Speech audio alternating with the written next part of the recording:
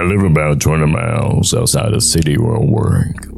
It's pretty rural, quiet roads, wide open space, no neighbors for a stretch. About a 5-mile walk from my house, there's a small gas station right off the highway. It's open 24/7, and I go there every now and then, usually late at night when I can't sleep. It's nothing fancy, just a small place that sells snacks, drinks, smokes. Your typical roadside stop. But last Saturday night, around midnight, I got this random craving for those spicy Cajun peanuts they sell near the counter. I know, we're late night cravings, but whatever. I figured I'll take a short walk, grab the peanuts, come back, and maybe throw on a movie before bed. It was cold, but calm out. When I got to the gas station, I saw a car parked on the side. It looked normal enough, nothing out of the ordinary. But the moment I opened the door and stepped inside, something felt off. Not like anything I can see, just a weird pressure in my chest, like my body knew something was wrong before my brain caught up. It was completely silent. Nobody behind the counter, no customers, no sound except for the low hum of the lions. Usually the night clerk would give a nod or say something, but there was no one. I rolled further in slowly, looking around. Figured maybe the guy was in the bathroom or restocking something in the back. I waited near the counter for a minute, trying to shake that uneasy feeling, but it kept getting stronger. After a bit, I called out, "Hey, anyone here?" Still, nothing. At that point, I wasn't scared, just unsettled. I didn't want to be there anymore. I put the peanuts down and walked out. I did a quick lap around the building, checked the parked car. It was empty, not running. Looked around the back of the store. Still no one. It was just empty. I don't know what pushed me to do it, but I called the police. I told them I walked into the gas station and no one was there, and something just didn't feel right. They said someone would come check it out. About 15 minutes later, a couple of officers pulled up. I stayed off to the side while they went inside. Watching the flashlights move through the window was probably the longest 15 minutes of my life. Then one of them came out and asked me to come over. His face told me everything before he even opened his mouth. They found the cashier, dead. He was in the men's bathroom, beaten to death. No knife, no gun, just pure violence. I stood there in complete shock. I kept going over everything in my head, trying to remember every second I was inside. They asked me to give a full statement, which I did, and then told me I could go home. I woke back with a strange feeling I couldn't shake, like I stepped out of something horrible just in time. But it didn't stop there.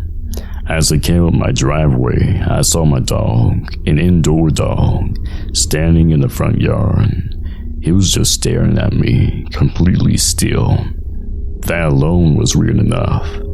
But then I noticed my front door. It was cracked open. My stomach dropped. I never leave that door unlocked, let alone open. My dog doesn't go out without me. Something was wrong. I didn't even go inside. I grabbed my dog and went straight back to the gas station where the officers were still wrapping up. I told them what I found. One of them followed me back and checked the house. No one was inside.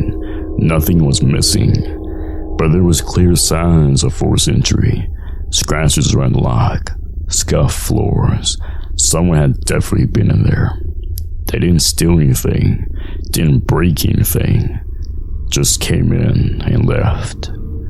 That part still messes with me more than anything. Like they weren't there for stuff. They were there for me.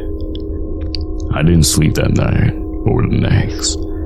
I changed the locks, installed a whole new security system with cameras, reinforced the front door. I didn't want to take any chances, but the unease wouldn't go away. Then earlier this week, a few days after everything happened, my brother, who works for the county sheriff's office, called me.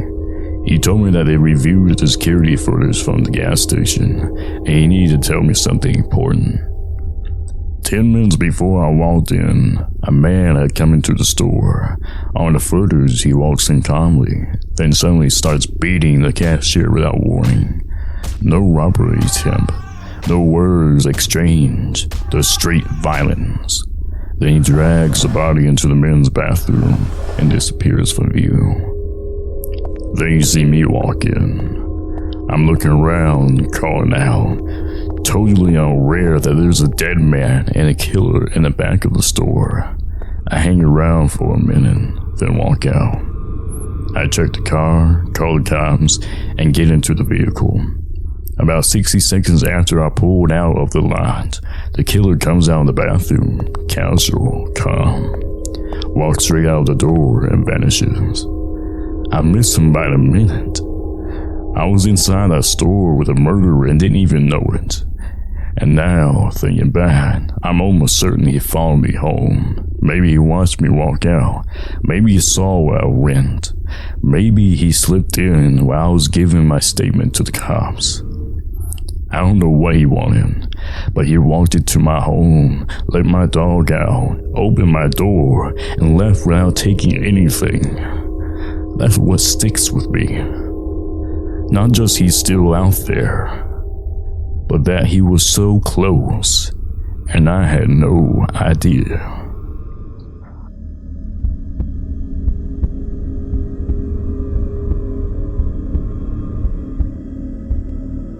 I've always liked the late night shift at the gas station. There's a strange kind of peace that comes when the world falls silent, and all you have are your thoughts and a low hum of neon lights. Most of the time, customers are few and far between. The occasional trucker stopping for coffee, or a tired traveler needing directions. Nothing out of the ordinary. So when the door chimed just after 1 a.m. that night, I didn't think much of it. I was leaning against the counter, scrolling through my phone. When the sound broke quiet, I looked up and saw him. A man, deceitful and dirty. His clothes was worn and frayed, like he'd been on the road for a long time. He carried this heaviness with him, like he was worn down by more than just miles. He didn't acknowledge me, just shuffled down the first aisle. His boots scraped against the aluminum floor. His long, greasy hair hung over his face, and he moved with a slow, dragging pace that made my skin crawl. I tried to shake it off. People looking rough weren't unusual at that hour, but something about him felt wrong. I kept an eye on him. He didn't pick anything up. Didn't look at the shelves, just wander, slow and aimless. Every now and then he would stop and stand still, staring at whatever was in front of him far longer than normal. My gut twisted. "Can I help you find something?" I asked, keeping my tone light even though my pulse has quickened. No response. He didn't turn, just stood there, until slowly he turned his head and my eyes moved through a gap in the shelves. His face was pale and gaunt, dark circles under his eyes so deep he looked half dead. "No," he muttered in a gravelly voice. "Just looking." I nodded, though it did nothing to settle my nerves. "All right, just let me know if you need anything." Still, he said nothing, just turned back around and kept walking. I pretended to go back to my phone, but I tracked every step he took. Minute passed, he eventually stopped at the cooler, pulled out a can of energy drink, and walked to the counter, never taking his eyes off me. I rang it as fast as I could. "That'd be $2.50, I said, trying to sound normal. He fumbled in his pocket and handed me a crumpled $5 bill. Our fingers brushed. His skin was freezing cold, way too cold. I gave him his change, expecting him to leave. Instead, he just stared. "You work here every night?" he asked, voice low. My stomach turned. Most nights, I lied. He nodded slowly. Must be lonely.